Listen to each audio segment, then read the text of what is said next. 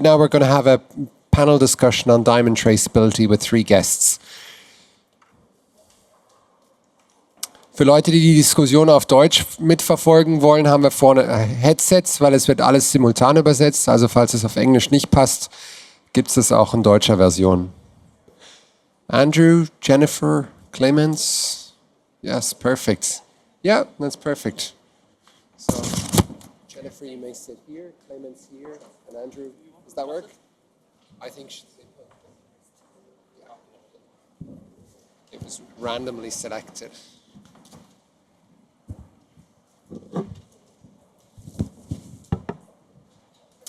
So yesterday we had an interesting panel discussion on synthetic diamonds and natural diamonds, and today is another interesting discussion.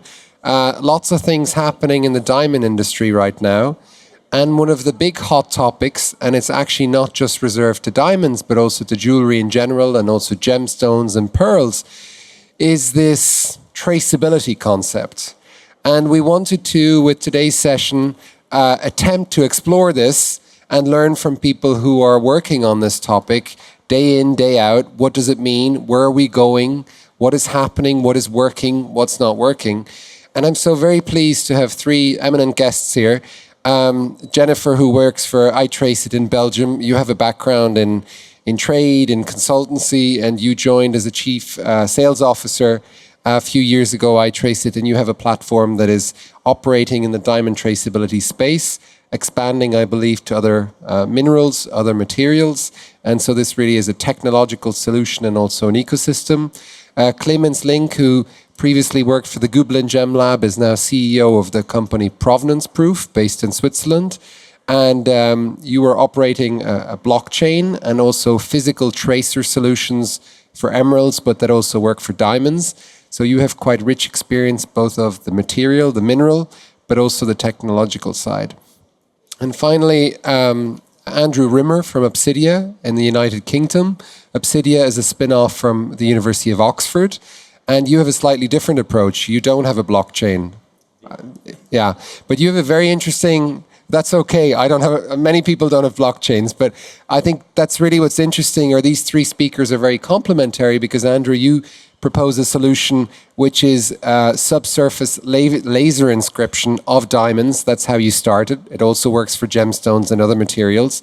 And you were coming into this whole conversation in a different way, and so you also have a different perspective to share on this.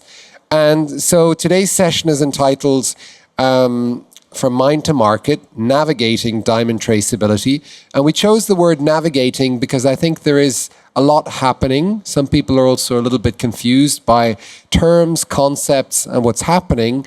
And so that's why I think that these 3 guests today are going to help us understand the issues better and what's happening. So Jennifer, I might start with you. Could you briefly introduce your approach to diamond traceability? What does traceability mean to you and to your company, and why is it important, and what technology do you use? Can you hear me? Yes. Hello. So we use, as you said, a blockchain where we log each step of the value chain. So it goes from the mines or the growers for lab growns, because we also work with lab growns. They have a different story to tell. They have a different journey to tell.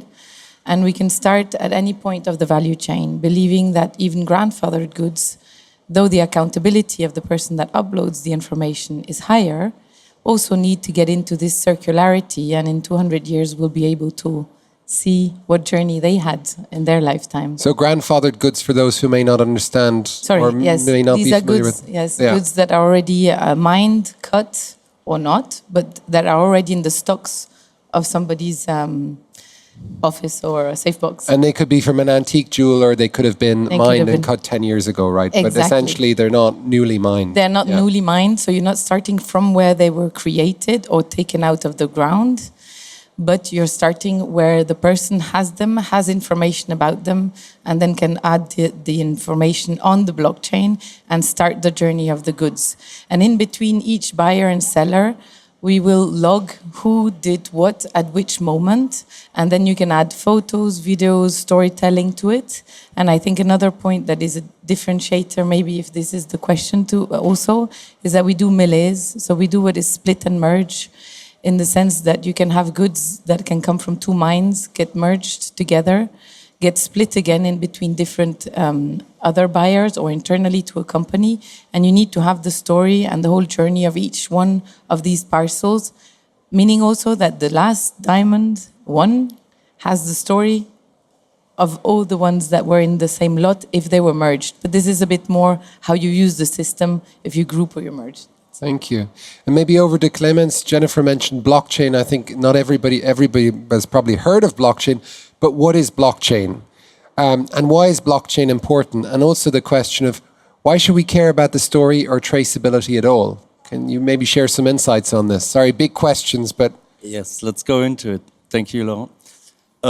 Why is traceability important? I think we can break it down to 3 topics, actually. One topic is very simple and very intuitive for anyone who sells jewelry here. It's storytelling. You have the advantage to pass on more information about your jewelry piece, the diamonds and the gemstones inside, to your consumer. It creates trust. It creates additional marketing potential.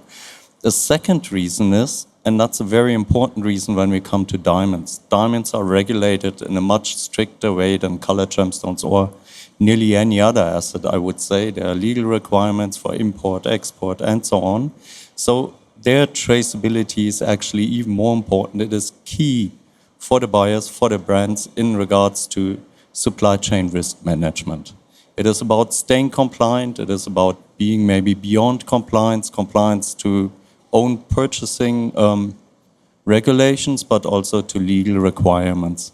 This is the second thing. And the third big thing is people don't think about too much, but especially when we talk about diamonds, when we talk about melee, when we talk about big brands buying these, it also gives an efficient way of handling information, handling documents, and it helps in quality control. That means if you have a real good physical traceability, you have an asset, you have a tiny melee diamond, we're talking about diamonds 1 millimeter in diameter, and you have it in 1 year, it falls out of a watch because it's not polished the right way or whatever, you can pick it up and you can find out who was the supplier, get in contact with your supplier and talk with them to improve the quality. So these are the main aspects why transparency is important, I would say personally. And why is blockchain important? Blockchain is a buzzword. Normally when I talk to the industry, I avoid the word blockchain. It's misleading. Some people get frightened. Some people say that's too complex. What is important is you're dealing with softwares normally. Similar to inventory softwares, you're dealing with softwares which are enabled to create digital logbooks, digital twins that do the documentation through the supply chain. But now think of the supply chain. The diamond supply chain, I would say, is even maybe a little bit more simple than the colored gemstone industry supply chain. But what is in common with both? You have miners, you have cutters, you have wholesalers, you have retailers and jewelers in between, watch brands in between. You have competing companies in the same environment, but maybe one supplier, 2 suppliers going to each other. So you need to create a system. If you want to track something through, you have to create a digital system that enables people, that enables trust actually, not the trust of the end consumer, but the trust of the stakeholders themselves. Nobody wants to open their inventories to competitors, obviously. They have a reason to keep things private. Nobody wants to share more data than they have to share or they want to share. And blockchain technology gives us tools alongside which enable exactly this. Blockchain technology enables peer-to-peer communication. That means you can communicate online or digitally between yourself and your customer, for example, and nobody else is involved. Blockchain is the only technology how I, for example, as a provider, can technically prove you. I cannot, not even I can see inside your digital inventories. And at the same time, we can balance out very finely, listening to the industry, what should be private, what should be public. This is the fine thing of blockchain technology. And the second thing is, do I still have time? Very important, there are two more features why blockchain technology is really made for this. The second thing is you can create, let's say, simply speaking, unique tokens, unique digital twins. That means the information you add into your blockchain is as unique as the physical item, the gemstone, the jewelry piece, or the diamond. And the third thing is, once the data is entered, it's time-stamped, it's burned into the system. That means it cannot be changed anymore. It's immutable, and that is key in sustainability, or let's say in traceability in principle, because at the end of the supply chain, you must rely on the truthness which was documented at the beginning of the supply chain. And this can only be guaranteed if in between the information cannot be changed. That is why blockchain is really like a super helpful tool for us, for you to provide software solutions there. So over to Andrew, we have these blockchains, we have these digital solutions, but we still need to have a way of connecting the digital blockchain or solution to the physical stone. Can you maybe share a little bit about your solution and why Opsydia was set up and the solution that you provide and what problems it addresses or tackles? No, thank you very much, Laurent. No, you're absolutely right. I mean, the blockchain platforms that we're talking about, we have a lovely, secure means of looking after all the information. And that can be literally from the mine to where the stone's manufactured, to the jewelry manufacturing, and then through to the retailer. But, you know, we've now got to think about the consumer at the end, and how do we link all of that information to that physical stone? Because that's what the consumer is buying. And really that's where our sort of solution fits in. So as Lauren has sort of mentioned, we manufacture laser inscription systems. The thing that's different about ours is that we're actually making that inscription inside the diamond. So it's below the surface of the table of the diamond. It's at a nano scale. We call them a nano ID, there we are. But it's at a nano scale. So importantly, it doesn't affect the clarity grade of the stone when it comes to a lab like SSEF.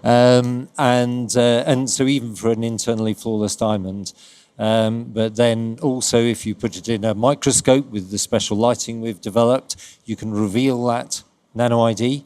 We're also very close to finishing a jewelry viewer. That's a very nice instrument that can sit in a luxury retail store or jewelry store. You put the piece of jewelry in there, you're able to view the diamond and then reveal that nano ID. And the nano ID, it can be as simple as a logo and a serial number. So the nice thing about that is you sort of show it to the end consumer, and even in the piece of jewelry, you know, as you rotate that and move it in the viewer, they see it moving on screen. So straight away, it's understandable. It's not a secret code or anything like that. It's a logo. It's a serial number. They can understand it. And then, of course, you've got a screen there that's on screen where you can open up all of the story, you know, behind it. So that device itself can link in with the blockchain platform and show the origin story of the stones. So really, it sort of supports, you know, that traceability story. You're establishing the trust with the consumer, but also for brand security as well, and anti-counterfeiting and everything else. So it's inside the stone. It can't be removed. It can't be copied. So you're also providing that sort of reassurance, if you like, for a brand. Thank you, Andrew. And Jennifer, how do you define traceability? I mean, the Clemens talked about these three different points. Andrew mentioned also the end consumer. It's very important because essentially these solutions are somehow bringing in more trust to the end consumer, more story. Jewelry is all about emotion. How do you view these things also with the kind of the system that you've set up? So traceability is not only in diamonds and gemstones. It started in the food industry, and the textile industry is now implementing it as well. But traceability is, according to my view, the fact of logging what has happened along the lifetime of a product from when it started existing, and each manipulation, each physical journey, so that you can also track its environmental score, its social score, etc., is important as well. But as Andrew said, this is sort of a train where the information loads on each wagon at each stop. But on the other hand, you need to connect the products with this train. And this is where solutions like Opsydia, now they are on the polished stones, but there are things that happen for rough stones. There are other connectors for gold or for metals. So you always need to collaborate with solutions that can make this connector. And then you have, as connectors, you have digital twins, you have the nano engravings, you have the scanning, you have some other technology that you are using, which is more of a, you can explain it afterwards, because I will call it paint. You will tell me it's not the same word, but that's, so for me, in 2 words, traceability is about tracking what has happened along the way. And you have pre-production traceability, this is what we do. And then you have the post-production traceability, which is more related to counterfeiting or anti-counterfeiting, or also to the circularity of goods. Gold that is remelted is circular, but you need to know where it came from. And we've had the issue with recyclable gold, which was not recyclable. So you need to be able to track it correctly and know that this is real recyclable gold and this is just mined and... But so what does it mean in concrete terms? I'm a miner, I'm in Canada, I have rough stones.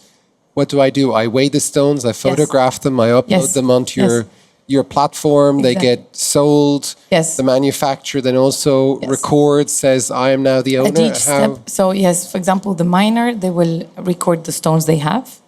They can take pictures or sort of a scan, IRM scan of the rough to rough.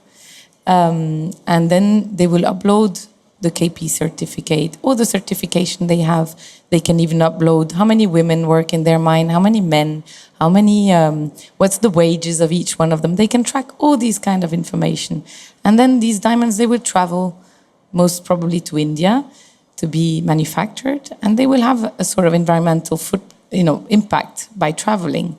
And then they come to a manufacturing plant, and some of them go to a plant that use solar panels, has maternity leave, paid maternity leave access eventually, and can also track how many women worked on these stones, how many men.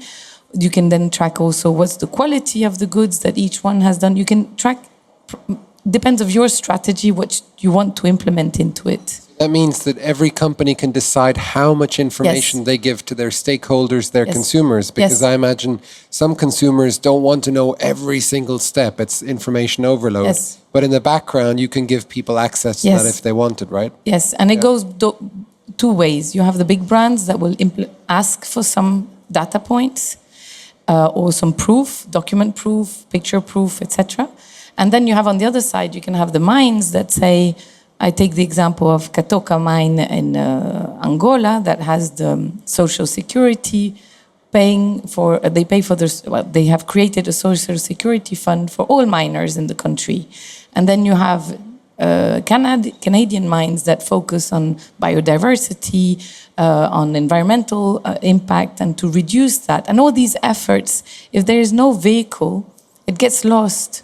And in the end jeweler, they can then choose their value chain. Let's say I want to sell to women that put an effort and let's have an importance on that. I take a value chain that has a more gender balanced focus, or my focus is animal protection. So I take a value chain that has more focus on the animal protection. We're not there yet because we have a challenge is to train everybody in the value chain to know what to upload. And then there's the data, as Clement said, that you keep for yourself and the one you push. And the one you push is the one that the next step is going to see. And therefore, it's important that you know what you add, and at the end, who wants to use it, use the information that they would like for their marketing, and then they have the regulatory information, of course, that you cannot change. But this is the way I see it in that sense. Thank you. Clemens, I mean, you have a few years of experience also with Provenance Proof and what you've done. You've done projects with Pearls of Australia and other people. What is that point at retail? What happens? Are consumers scanning those codes and interested in the whole story? Is this more of a B2B compliance thing? What are your views on this, and how is it evolving or changing just in terms of trend in the industry? So actually, I like your explanation on what traceability can do as a train to pick up information. But this is already like a very ideal world we want to reach, right? I mean, the truth is, at the moment, I'm glad actually if we can provide systems. I mean, we as an industry provide systems which enable traceability at all, just to prove from where it came exactly. Did it come from a legal entity and so on? This is already a challenge. Actually, we manage, we have the solutions, and then we go to the next step where we can maybe track social or environmental impacts and so on. And you mentioned Pearls of Australia. They are actually going quite far regarding that. So those are an example how at least environmental impacts can be traced. That's a very nice example. And when we come to the end point, what do consumers like? We do have experience, and we were lucky enough to work together with some jewelers to ask them, to give them questionnaires which they pass on to the consumers, to interview consumers. This is very interesting, and I think there's actually even a difference at the moment between the diamond industry and the color gemstone pearl industry.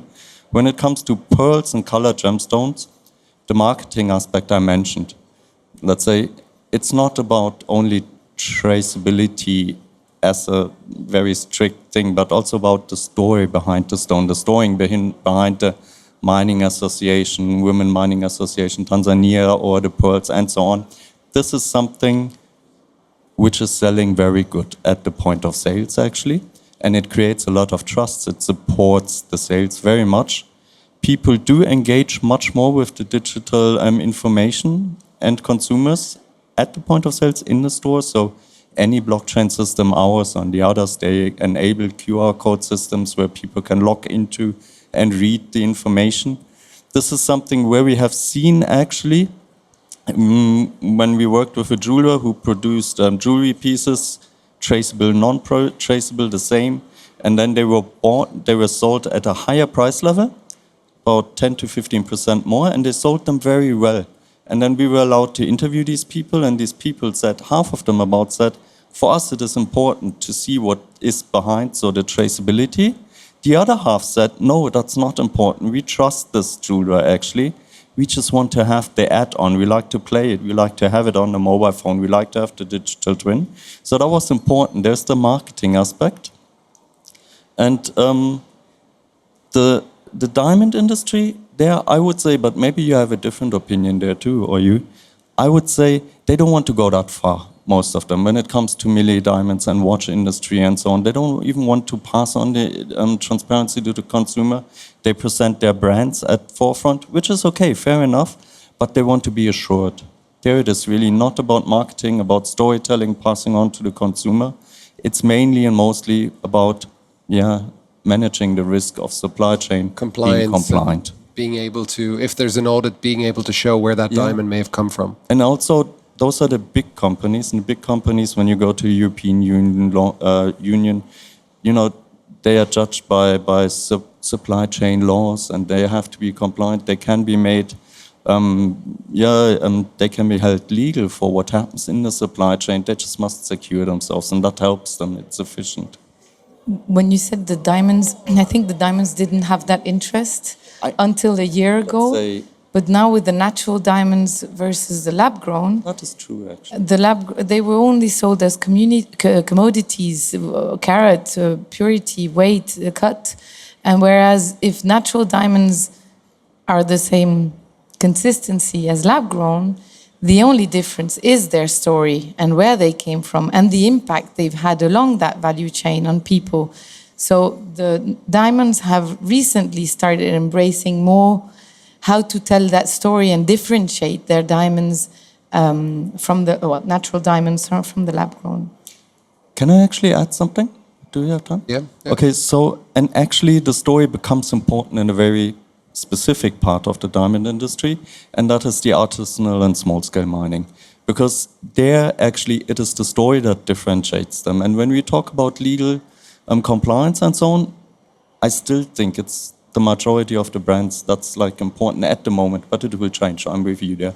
We still should keep the storytelling in mind and support it and make it and enable it, because this is what strengthens the ASM sectors, and you can see it in the color gemstone industry.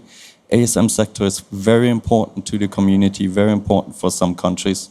It helps a lot and it feeds a lot of people, literally. And this is a part where we really have to keep the storytelling potential of the diamond supply chain in mind as well. Thank you. Andrew, we talked about, you've worked with big companies, you're working now with consumers, developing a reader or a viewer, a way of being able to visualize the traceability information. You began with diamonds, you're branching out now to other products, but what is your experience on this, given that you've kind of played with, or you're working with, you know, big mining companies, but then also big brands, also smaller jewelers, consumers. What is your take on what traceability is? And are people looking for different things in traceability or different kind of levels of the supply chain? Well, I think certainly I totally agree with it, as Jennifer laid it out. So, you know, the traceability is that whole series of sort of data points. I mean, it is interesting from the consumer side that, you know, you do hear retailers saying, look, we're not really being asked about this. But on the other hand, we did hear him on the talks yesterday with Christopher saying, no, he does. And, you know, he gets asked about consumers come in with information they have learned about lab-grown diamonds, and some of it correct and some of it unfortunately not correct. And he ends up telling the story and having to correct some of that. I think the thing that we need to recognize is that, I mean, look, today's consumer has never had so much information available. You know, we're all like that. Whether you're buying diamond jewelry or you're buying a new washing machine, there is more information there available, and that's only increasing. And so our job as, if you like, technology platforms is to make that easy, you know, for a retailer to actually sort of show and communicate, you know, to the end consumer. And, you know, I guess if we've won, you know, it's when the consumer goes home and is able to relate that simple, straightforward story about their natural diamond, the origin, the traceability to their sort of friends, family, or whatever at home. So I think, you know, if we go to maybe the retailers who are here, I suspect you're not all going to say, no, we're being asked for this today, tomorrow, a lot.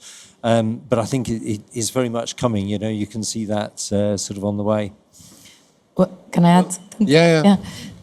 What you say is totally correct, but also the retailers, I think they don't measure the power that these either nano engravings that you can see with the machine, but identify the story that is behind, or with the QR codes, if it is, let's say, more on a B2B scale. But when you're a retailer and you have to change your employees in your shop, and they're not always, we had the discussion a month ago about that as well, but just having the facility to read a code that tells the story behind that stone or behind that jewelry piece, also with the designer and all the rest of information you can add, you don't need to train your employees each time on each jewel.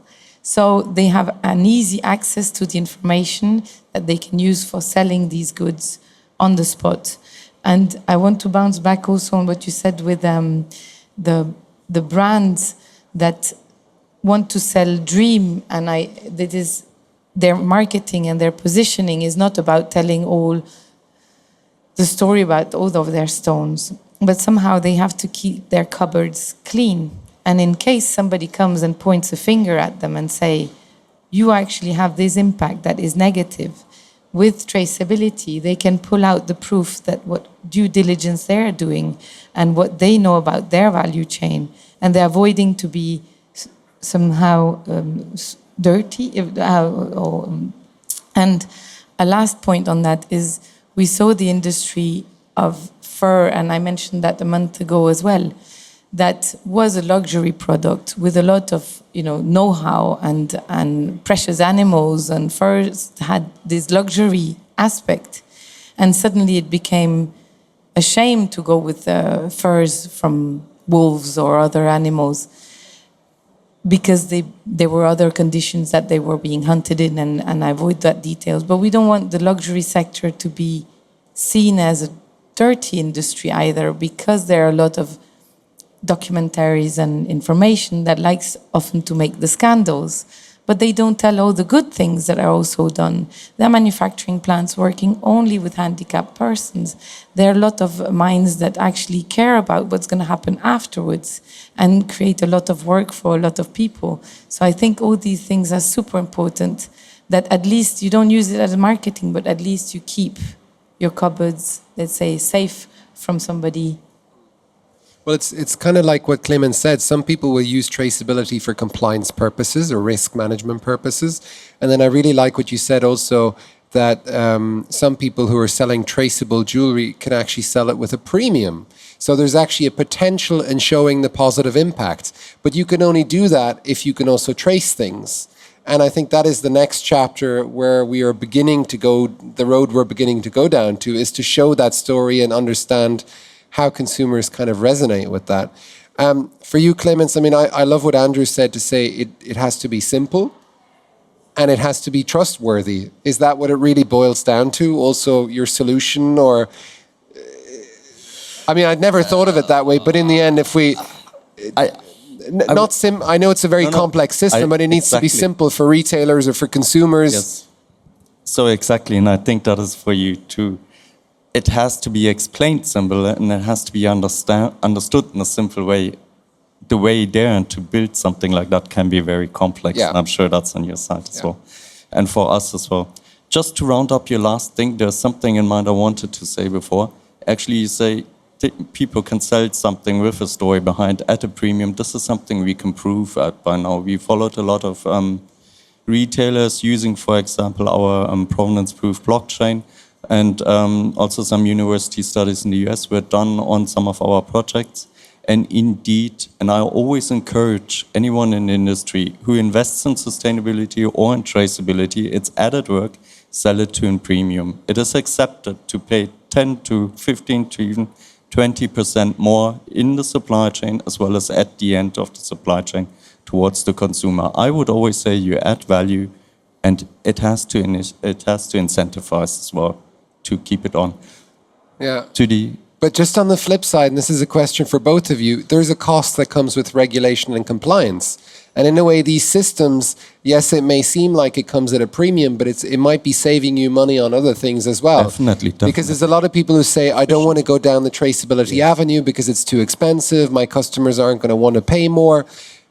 Still, you are on the safe side. You have more efficient systems. Absolutely true. Anyhow, yeah, talking about the complexity of our system, then maybe too.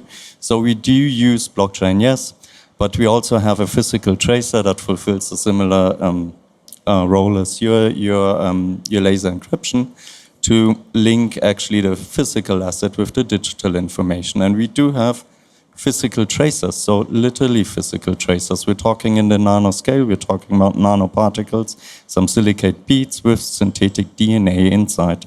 Why synthetic DNA? Simply spoken, you can store as much information as you want in a tiny space. Why do we stay so small? Also very easy to explain. We don't want to have any impact on the appearance of a gemstone or diamond or jewelry piece. So it must not be visible even with the best optical microscopes. We have to stay tiny. And we did invest into a technology, the Provenance Proof tracers, where you can implement, and this is the important part, at a high scale and at a minimum time, where you can implement those tracers, where you can apply those tracers to your production of diamonds. We're talking here on diamonds today, and they remain. They remain no matter how it is cleaned afterwards, if it is slightly repolished, if it is put in ultrasonication, if it is exposed to UV light or aging or whatever, they remain. And that, of course, is very valuable because you then can trace back to this point of application, and it gives not only trust into the transparency, but it gives a provability. And this is, of course, a much higher value when it comes in particular to then really like supply chain risk management and things. And now, if we have time, otherwise you can interrupt me, the definition of traceability, where does it start? If we now say traceability can start anywhere in the supply chain, why not actually? It just has to be honest, right?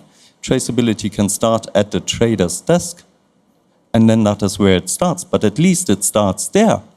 And that is very important because the trader adds value too. You should add this information into the traceability of the gemstone.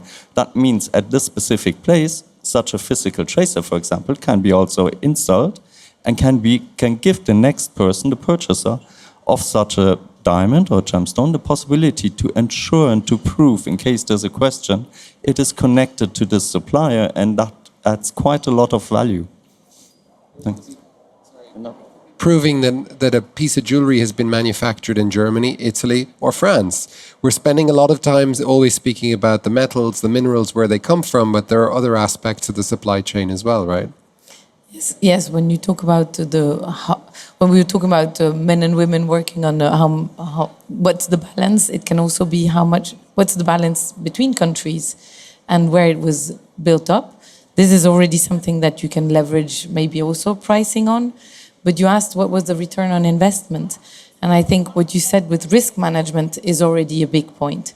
Audits cost a lot. And when you said we have a lot of information marketing-wise, but you also have a lot of information. If you have to make your ESG report as a big brand today, and you have to extrapolate all the data from your provider, extrapolate it as for how much, what's their production, and how much did you buy from them? So what was your environmental impact by buying X quantity of product from them?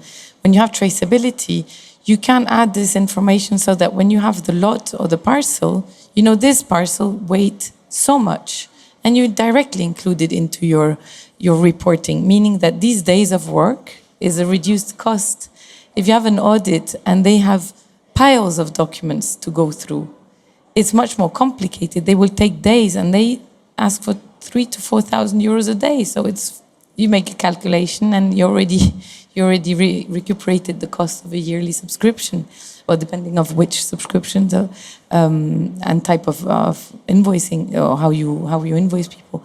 But there is also a cost efficiency. You can manage your value chain and say this value chain actually costs me more when I buy from this country and it goes through these manufacturers, whereas if I work with these others, it might be less costly because they're faster, or the elements that are your KPIs, or how you establish your strategies. I think it's a cost reducer on the long term. Okay, thank you. And Andrew, I mean, we're all convinced that traceability is the right thing to do. You set up a company, working on this. What do you think the biggest hurdles are in implementing these traceability solutions, given that the industry is not quite there yet? Any thoughts on that or experiences from the field? Well, that's a big question, isn't it? Thank you.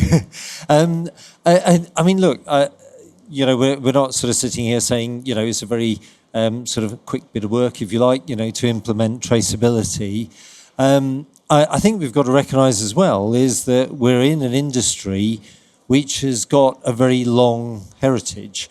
And so therefore, in any industry, not the jewellery industry, not the diamond industry, if you've got that, then of course it takes quite a lot of work, to actually sort of change things. Can be resistance to change, it's human nature. But on the other hand, I think what you will see the disruptors, you will see the sort of visionaries, the people who actually want to take this on board and say, no, in actual fact, the world is sort of changing now and the expectations are changing. So that's going to be my advantage in the market. And so I think you've got to sort of recognise that is life, whether it's in our industry or other sort of industries. So, in terms of implementing traceability, I mean, look, ours are the technical solutions. We've got to make that as easy as possible for people to adopt. But the other side is that you really need to think about your supply chain, your logistics, because really what we're doing is there to support that, so that you're able to sort of demonstrate that right the way through to the consumer. So I think the important thing, the challenge is really to have a look at your supply chain, map it out properly and what the process is, and then see how the relevant solutions can sort of feed into that and support what you're wanting to do, really, and make it easy to take that all the way through to the end consumer. And so with your solution, if we come back to what Clemens mentioned, a diamond falls out of a ring. It's on the ground, you're not sure which one it is. With your solution, you would be able to go up with the reader, read that marker, and then go and look up the information of where that stone came from. And so, for example, replace it, right? Yeah, yes, absolutely. And also just touching on the last sort of point of the discussion around the cost I think you've also got to recognise, yes, there is a cost to introducing sort of systems and solutions, but also there's a value there because what we're doing here, what Clemens has just spoken about, is providing that traceability for the stone when it's new, but also in perpetuity, for the secondary market. And what you're building there is brand value as well. We know from the leading luxury brands, they're as much focused on the auction market, the secondary market, as they are on the sort of new market, because all of that, of course, is very much building up towards the brand reputation and therefore the brand value, for them as well. So really it fits in very well with that in both helping helping that value and also protecting the value too. Well, I think it depends on the systems, of course, but we have both the SaaS version and in a week's time you can use it. You get your logins, you get trained, and you can start using it. The complexity is more internal to the company on how they will want to use the traceability and that they get used to it. If I take the example of big diamond companies, they used to get the diamonds and, per quality, pour it into a sort of bucket or a drawer and then take what they needed. The watch industry did the same. So the internal traceability was much more complex to set up because they started to having to separate each lot from where it came so that they can say, these diamonds that are on this watch came from this lot that has this story. But in the end, implementing it else, it's a question of knowing how to upload the data, scan the QR codes. If your previous supplier is already a traceability user, they scan it, all the data is uploaded. We do the integration with inventory systems. You don't even have to learn a new system, or you use our interface. And then there's some clients that ask for bespoke. There it takes longer because there you really work out their workflow and you have to create something. So I think there are some solutions that are more complex, some are more easy, some needs hard, hard devices, some are just softwares. The interconnection is where the challenge is, I think, most often. Do you think we need to move away from this idea that there's a one-size-fits-all solution? Yes, and I think all our solutions should be able to communicate. Yeah, so that point. Each industry player can interconnect, because today the traceability solutions require that you have the same solution all the way through the value chain. So we have the flexibility to upload data from other traceability solutions, but on the legal logs, you don't have the visibility of that. You have it as a document that proves it, or as a video that proves it, or as a scan that proves it, or as a code that you can relate to. But I think all our systems should have, but we had the discussion yesterday, some are okay with it, some think yes, some don't think that the minimal data points should be reduced to a minimum.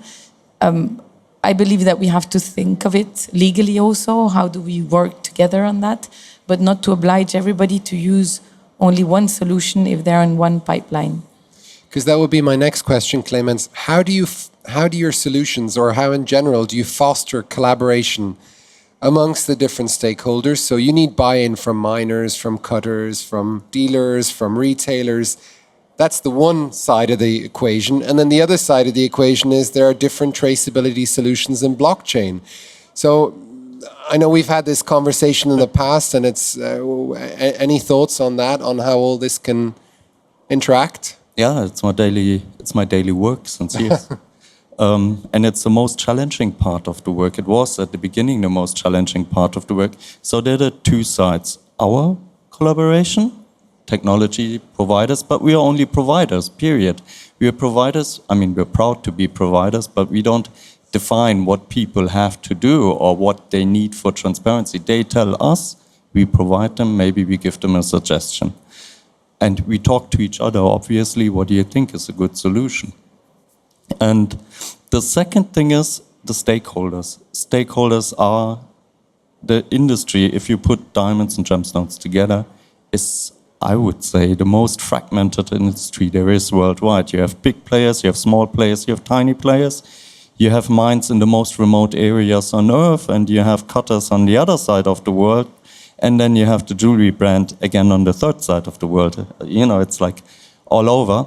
And you have to get them together. And our solution there was that from beginning on, two things. So I came from the Google and Gem Lab, or we were a spin-off there. We had the trust, let's say, at least of the colored gemstone industry. We had the people to talk to. We still have the people. We have the connections to the brands, and we can integrate them, and we can integrate them in our developments. We do that until today. We would never set up something new where we don't know that there is a need and we don't know how it should be needed. The second point is you have to create trust from day one. That means you have to create a system that respects also the privacy of the users throughout the entire industry. If you want to have a Cartier and a Tiffany using the same system, they have a good argument why the systems have to be waterproof. Regardless if it's a physical traceability solution or a digital platform, they have to be built in a very good way. And those are the two key things I think we have to provide. And then coming to the other point, you were completely right. In particular, the people at the end of the supply chain, they have a high interest in merging information from different, let's say, supply chain trackability solutions together, physical as well as digital. And this is, of course, the point where we then have to talk. Otherwise, people cannot use us. I mean, it's even the other way around. They just say, and we as a service, we have to give them. And I think that's the exciting part too. I mean, that's a nice thing about our industry, if I can say so. There is the co-competition in the industry stakeholders among us, but there's also the friendship actually and a very close relation. We're a small group, we know each other. And so far, I think it worked quite well. And I think we're just at the beginning actually of that journey where things come together, things merge together, where jewelry passports come up, digital ones. So say, I would like to have the diamonds on, I don't know, ITraceIT combined with yours, and we want to have the provenance proof information on top. And then, of course, you know, I mean, it's a pleasure then to give them what they need. Also, if you have to intertalk. Technically, I think it's simple. And that's also your vision, Andrew, right? Is to be able to collaborate and interact with other solutions or platforms that don't necessarily compete with yours, but... No, absolutely. I mean, listen, for us, that's the easy part. Yeah. You know, our laser machine, you know, we will integrate that with whatever platform is being used. We've done it with manufacturers, ERP systems. It's very simple. You've got the diamond, you've got the packet. We ask the ERP system which logo, which serial number. We write it into the diamond. At the end, we take a photo, and that record of the inscription can go straight back out into their system or into the blockchain system that's being used. So we're agnostic in terms of which the platform is. So I'm pleased to say that's an easy part for us. And when you said also interconnecting at the end, it can be a digital product passport that will have your data, all the data's combined on one jewelry piece. But when I talked about interconnection was along one line. Let's say we have a mine that works with us, and the manufacturer works with you, and the trader works with us again. My dream in some years is that that information can flow through our systems so that they don't have to take all the systems if they want to work with different suppliers and different buyers. Because obviously it could be a ring that has fair trade gold on it with diamonds and colored gemstones. The diamond's marked, but the gemstones aren't, or they're marked using nanoparticles, the diamond with the Opsydia solution. There's kind of a hybrid future that is appearing on the horizon anyway, right? So we might as well get ready for it. But that's the digital product passports. Yeah. They're going to group all this information. And this is where the beauty is with it. But if there's a nano engraving, even if you lost the passport in itself, you go back to a jeweler, you scan the engraving on the stone, and maybe it already contains in which jewelry piece it was set. And so you still can go back. And the resale value, if you found that ring, I don't know, if on the street, you should not sell it again, but okay, there was a bad example. But you would be able to have the story of who have been the owners of that ring before. Or if you resell it, then you have you know who owned it. So it might sound complex to certain people. So my next question would be, we talked about artisanal small-scale miners. A lot of jewelers are also one or two people businesses. How can we make sure that these people can also benefit from this whole traceability movement and that they're not disadvantaged? What is your experience with this and what's kind of your vision, Jennifer? So I come from multiple sectors and I was a lot in the cocoa business. So I make a parallel with subsistence cocoa farmers and artisanal miners. It's regions often without connectivity, alphabetization, maybe 60 languages in one country. So if you want to digitalize, it's feasible today, but it's more complex. So we're working today with Antwerp Innovation to try to elaborate a solution. There are solutions that are used in the agro industry or others in others. So my objective is not to create IT for creating IT. So interconnecting with them, finding a solution together with them, and if it doesn't exist, we'll have to develop something that suits. It has to be also with very light, hard devices. You have to have access to a telephone, mobile phone. You cannot work on blockchain directly from the mine because you need that connectivity for us. So you need to have a sort of other system. This is what we are working on today. It exists for other industries. So it's just a question of transferring it, adapting it to our sector, which has a difference is that if you have a bag of cocoa, it's 67 kilos. You cannot put that hidden behind your tooth like you can do with the $7 million diamond somehow. So this is the big difference in these industries. So you have to also find the way that the artisanal miners see the advantage in tracking, accessing finances or whatever is the carrot that will make them want to upload these stones on the system. Clemens, what is your experience with working with miners cooperatives in East Africa? I think you've piloted some projects with them. That is actually the solution actually for the ASM sector. So what we do bring in definitely is our experience in the color gemstone industry with the ASM sector. And people know some of the example, the Tamoya, Tanzania Women Mining Association and the Moyo project in Tanzania. And we did projects in Madagascar. We don't do them. We support them with traceability in Ethiopia and even Afghanistan.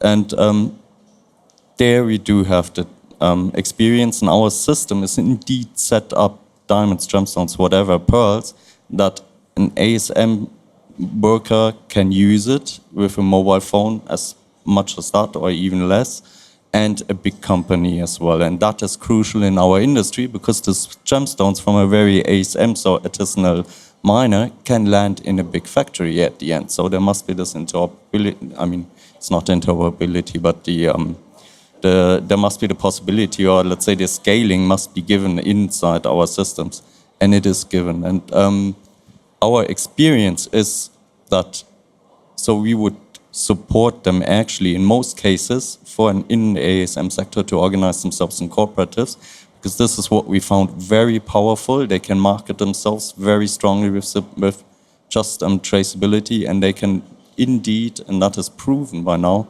they can indeed earn much more through the story, through their traceability as an organization, as a cooperative. They can enhance their livings, they can get formalized. This is what happened in Tanzania, in a very good example actually, and it's exported now to all the neighbor countries. So in East Africa, there is the strength of traceability, and we have always, it's in our core of our vision, I would say, we always have to ensure that ASM sector is not excluded. In the diamond industry as well, there are like unique projects in the ASM sectors in Africa which have to be integrated. Yeah, and gold has to be today with the price of gold. It's a tragedy what's happening for the artisanal miners. We use only right now with the comptoir in DRC, we're having a test where they have the account, but they send out the QR codes on a sticker to the miner. It is more fragile because it's the comptoir that takes the responsibility for and the accountability for where these diamonds came from. But it was, let's say, the way to accept already to work with them. But this reduces the safety, according to me. And that is actually key. You said it's more fragile. And I think the key for success in traceability is that we don't always try to set up a perfect bulletproof system right away and say this or nothing, but it's actually a best practice attempt. We have to get up something that is better than the current system, and we can work on that. People will tell us where the weak points are. We just have to be open-minded to talk to other technology providers to close those gaps. And yeah, systems are not perfect, but they improve. Used to, yeah. Yes. And we need, Andrew, you to have an identifier for the rough stones. Well, So- well, yes, we'd love to. As I say, certainly for the artisanal miners, I mean, look, our system works on the polished stones. So it does mean that, you know, if that machine is at the larger scale manufacturing plants where those stones from the artisanal miners are coming in, they can absolutely be part of that. And I mean, taking that story through to the end consumer, you know, we're used to buying fair trade coffee, then it's lovely to be able to provide that story, you know, to the consumer for the artisanal miners too. And it could also be that there's one form of traceability from mine to manufacture, and then Yeah. your solution kind of comes to complement that then on the cut stones, right? I think we need to get away from this idea that it has to be absolutely perfect from mine to market, and that multiple solutions can kind of cohabit. Oh, I can give you an example just sitting here. We put on the traces, the physical traces on the rough in the mine because it's applicable. It's just like dipping and finish in an observed way. The journey goes to a factory where your system is installed. They cut it, they do some reading out in between in order that it does so, confirms that this batch really came from that mining site, ASM mining site. And afterwards, the company works with your laser encryption and puts the laser into the gemstone, into the diamond. And there you go, you have the traceability. You have a simple solution, technically complex but simple to apply. And you have a provable physical proof on the stone, bringing back the benefits to the miner. So these are the ways how we should improve, but how we also communicate and work, actually. That's actual work. The beauty of collaboration. Well, I'm so happy that you mentioned this. Before we begin taking questions from the audience, I do want to ask one thing. One of the reasons diamond traceability has become such a hot topic is because of Russia, Ukraine, G7 rules, proposed G7 rules that are to be introduced. I just want to hear from you. How do your solutions kind of help interact? Could they interact with existing frameworks like KP or the G7 rules? What are your views on that? So for us, the KPs are uploaded as a document. The KP wants to digitalize. It's a lot of countries that has to agree on it. The day that they digitalize, we can make an interconnector, as we do with IGI or GIA, where they have a digitalized certificate. You can pull the information and make sure that it's the certificate that fits. So it's a collaboration with them. You need them as extra layers of security somehow. And on the other hand, I think that the fact that there's this timestamp and that you can make sure that the diamonds are not in two places at the same time, and that it becomes economically not viable for small stones to exchange them, and bigger stones are marked. So it's much safer to know where these diamonds traveled once they're into the pipeline. The issue is when they're not into the pipeline somehow. Thank you. Clemens? I fully agree to everything you said. I mean, same principles for us. We listen to the legal compliance and so on, whatever is required, we add onto the blockchain, onto the digital twins. It could be purchasing invoices and so on. We even go a bit further. I mean, so far, most of the regulations apply only to diamonds. I don't know even where it is now, 0.5 carat or 1 carat above, depending also on which country you look at. We now provide the same traceability and the same transparency to millet diamonds. So we're talking about diamonds starting at 0.7 millimeters diameter or 0.8 millimeters. And we apply exactly the same strict regulation requirements which are needed for the big gems, for the big diamonds, including Kimberley certificate numbers and purchase invoice and so on, into those to offer our stakeholders and our clients and partners to actually be beyond those regulations, because you never know how they might change in the next half year. And I think traceability solutions are not there to police. Like, we don't look into the data. No. We cannot see what's happening. We just know that what has been uploaded cannot be changed. You know who did what and when, but you're still accountable for what's on the system. So it's more in case of an audit or control by customs that this information comes out. And I have clients that have Russian goods on the system. They just don't sell it to the G7 countries. And this is the only point of traceability, is to facilitate the work that was done by paper. And you can also have the proof without content, meaning that you can have an invoice, you can prove who you bought the goods from, how many, what it was, but without having to show how much you bought it from.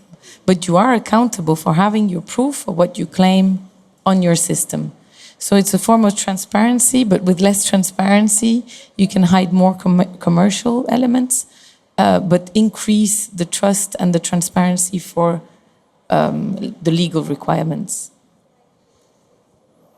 Andrew, any thoughts on? Yeah, I think from our side, I mean, look, as we said at the beginning, what we provide is a secure identity for the physical stone. Yeah. This is all the certification. We do the stone. And one thing just to point out, by the way, is that obviously the industry very widely uses girdle inscription, for diamonds. That's on the surface. It's written with machines which advertise the fact you can upload your logo to the machine. Guess what? That's why we see counterfeit diamonds, because people upload someone else's logo. They put those girdle inscriptions on maybe a lab-grown diamond with the wrong certificate number. So I think the thing that we bring is, no matter whether it's for the governmental requirements or it's for the consumer, what we're now providing is something that's secure, which can't be counterfeited, and also stays with the stone, in perpetuity for the rest of its life. So, yeah. So much like blockchain can't be tampered with, it's the same with your solution, because somebody would have to polish and cut so much away to get rid of that inscription that it wouldn't make any financial sense. So that's the beauty of the solution, yeah. Absolutely. Well, thank you. If there are any questions from the audience, we'll gladly take some questions or comments. Yeah. Hello. I was wondering how expensive, in terms of costs, how expensive these solutions are, and who pays for it. So, for example, if you have a train, from, let's say, SM or somewhere else, and it's the information travels around the world, and finally, how much is it and who would pay for it? I said. So on our side, we have an entry price at 125 euros a month, and then it can go to 1,000 on the SaaS per month, according to the size, the number of users. But what is important that we need at each transformation point or each geographical change, we need an account, because this is what is legally locked onto the system and cannot change. So you can have manufacturing and polishing at the same place, it will be 2 accounts. And then we have the bespoke solutions. There it all depends of the first development, which dashboards you want, what you want to track. That, of course, has a development cost that is bespoke. But then you plug into the SaaS and the community that is created on ITraceIT, at least, meaning that you have a yearly fee or a monthly fee that is the same as all the others. So for us, it was important to have a sort of adaptable price that suits small players and big players as well. But some ask for payment. I don't know how you actually are invoicing, but some ask only the end brand to pay for the whole value chain. That depends of the strategy. For us, everybody can work with everybody else. So we've become a bit of a Tinder in the industry to match people together that say, can you bring us traceable diamonds, baguette cut? And then we say, okay, these are the suppliers we work with. This is the way we function. Now, up to you. Well, we're very simple, actually. Our blockchain solution, there are 3 models, actually. We want to ensure that we include ASM sector. That means everything is for free, period. You can use it for traceability. You can create digital twins. You can add your information and pass them on for free. You have to register with us for legal reasons. We give the permission to people to write information then in their name. That means we check are you a legal person and are you a legal company and entity, then you can join. if you want to customize the digital twins, for example, in a way that they are white labeling or they show your design and you want to emphasize on the marketing potential and use that, we just have a very simple premium subscription fee. This is $490 per year or $49 per month. That is it. You have the full-blown suite, everything you need, access to the marketplace for that amount. If you're a big entity and you want to integrate through API and so on, then it goes to $1,990 per year, and that is the top range. The tracers themselves, the physical tracers, are more expensive because synthetic DNA is also very expensive. There, the range, that is very difficult to say. Just contact us, please. We have a booth here. If you're really interested, I would say it's in the range of a cent to US dollar maybe per carat or something as an investment. It really depends. Really don't take the number too hard. Contact us, please. And that is it. Who pays? The person who wants to benefit through the blockchain is the person who has to sign up and pay. I mean, if they want to benefit through the marketing potential, if they just want to use it, present it for traceability, they don't have to pay anything. Who pays for the tracer? That is the person who applies it. A mine, a cutting facility, sort of for the diamond program now, it is a big cutting facility, KGK and Surat, they pay, or that's not even right, sorry. It's actually KGK Swiss that pays in that case, who is our client and contract partner. And then afterwards, it is traceable. It's not our business anymore than to make a revenue out of those traceable, out of the traceability on those stones. It is then, I guess, the further supply chain down that will pay the investment. That is the secret behind, yeah. I mean, from our side, we make the physical laser machine. And so, I mean, the machines that we sell today, they're for diamonds sort of 20 points and above. And so really intended for someone who's maybe wanting to put 100,000 stones a year through the machine. So by the time you've bought the machine and you operate the machine, it comes out at around sort of $5, per diamond. By the time you look at that. So that's for the bigger stones. We are developing a solution for melee diamonds. That'll be much higher volume, sort of with a lot of automation and everything. So it does mean that, yes, we will be able to take this solution to melee. So to be able to put a packet number inscription inside a melee down to 0.7, 0.8 millimeters in future as well. Thank you. Any other questions or comments? No, well, in that case, I would very much like to thank our three panelists here, Jennifer, Clemens, and Andrew, for your valuable insights. And I think you'll still be around for a while if there are any more questions. Thank you very much. We have a stand in the and you have a booth, sustainability area. Just come over if you want to chat, any of you. Okay. Thank you. Thank you very much. Bye.